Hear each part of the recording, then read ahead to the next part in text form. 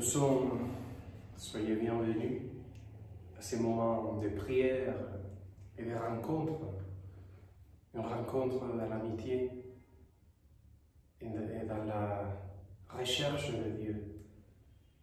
On est en train de connaître, de découvrir la bonté de Dieu, la beauté de Dieu. Et ça, c'est extraordinaire. Aujourd'hui, on est en train de célébrer la solennité de Saint-Pierre et Saint-Paul. Un jour comme aujourd'hui, le chœur grégorien de Paris, mon chœur, auquel j'appartiens et avec lequel j'appris la musique sacrée, le chant grégorien, a commencé à exister. Aujourd'hui, c'est l'anniversaire du chœur grégorien de Paris, donc je suis ravi pour mes amis, pour toute la tradition qui a été faite par les chœurs grégoriens de Paris, par la musique sacrée et par les honneurs de cette silence transformée en musique dont le monde a besoin. Voici que la fête de Saint-Pierre et Saint-Paul, c'est les 12 apôtres qui ont été vraiment les colonnes par lesquelles le Christ nous a laissé l'héritage de son Église.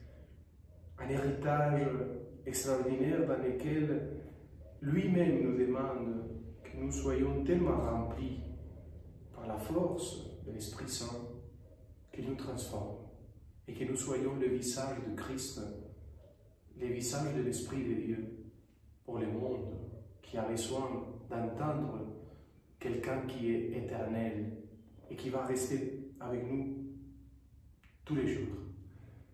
L'Évangile selon Saint Matthieu, chapitre 16, 13 au 19.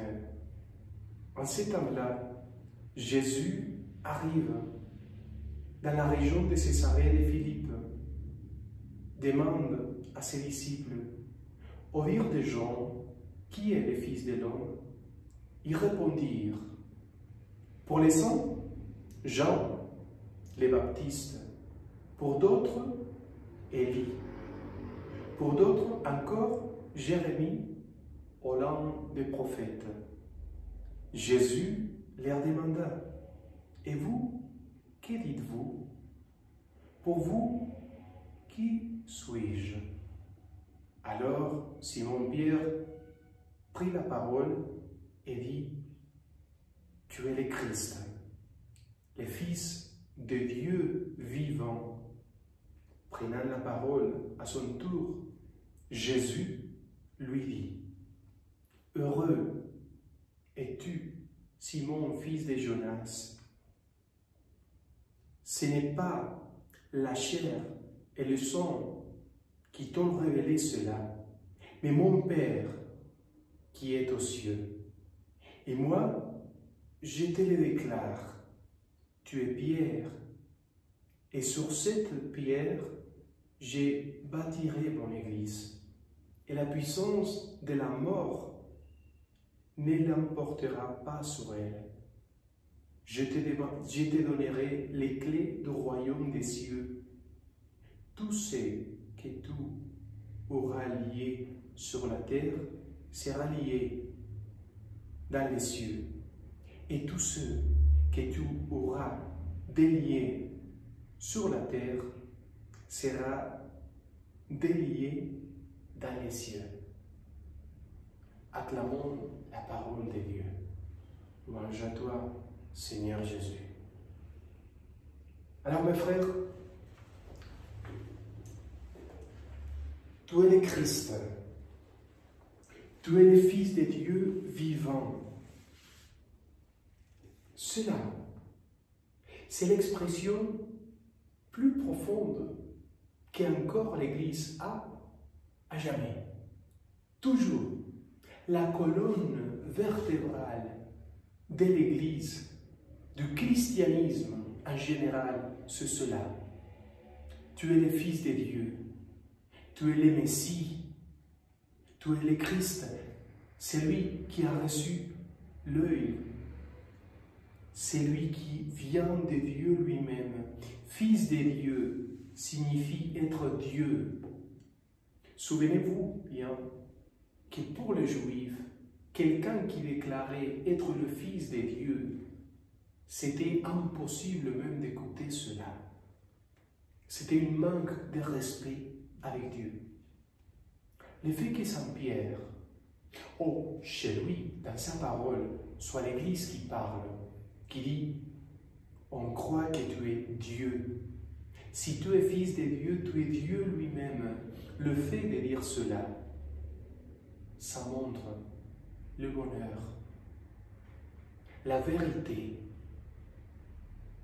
qu'on a. L'expérience de voir le Christ comme quelqu'un qui est vivant, qui est éternel, qui nous donne toute sa puissance, toute sa force, qui continue à être avec nous et qui est lui-même Dieu, qui est l'attendu, celui que le monde attendait, celui que le monde a annoncé, celui que les prophètes ont annoncé, celui qui devait venir au monde pour nous sauver, pour nous faire devenir éternels. C'est lui qui continue à nous accompagner jour après jour. C'est lui qui nous attend quand la fin de cette vie arrive au bout. Et c'est lui qui marche avec nous jour après jour. Mes chers amis, la bonne nouvelle qu'ont donnée Saint Pierre et Saint Paul, le fait de recevoir les paroles de Christ dans lesquelles il leur disait « Allez dans le monde entier et annoncez l'Évangile. Dites au monde que je suis vivant. » Le fait d'avoir expérimenté le Christ ressuscité, comme Saint Paul l'a expérimenté, comme Saint Pierre l'a expérimenté, c'est lui qui même, il avait dit « Non, je ne le connais pas ». Et après, donner la vie pour lui. 3 fois, il lui a demandé « Tu m'aimes véritablement, garde mes vraies vies. » Écoutez, Saint Pierre et Saint Paul ont eu une expérience du Christ, la résurrection a passé, a traversé sa vie. C'est cela qu'il faut continuer à faire. Il faut nous laisser traverser par la présence, par l'expérience du Christ ressuscité, pour dire au monde, c'est là qu'on vit. Témoigner, c'est là qu'on expérimente. Parlons pas des livres appris par cœur. Parlons d'une expérience vécue dans laquelle on se voit tête à tête, face à face, avec le Christ ressuscité et dit au monde que c'est vrai. Pas parce que vous l'avez appris par cœur dans un livre, parce que vous l'expérimentez jour après jour. Ça, c'est extraordinaire. Voici les bonheurs. Voici l'Église. Voici la foi. Il faut l'expérimenter. Il faut vivre l'expérience du Christ ressuscité maintenant et tous les jours. Que Dieu vous bénisse et que vous expérimentez cette présence impressionnante, belle du Christ dans vos cœurs. Au nom du Père et du Fils et du Saint-Esprit. Joyeuse solenneté de Saint Pierre et Saint Paul.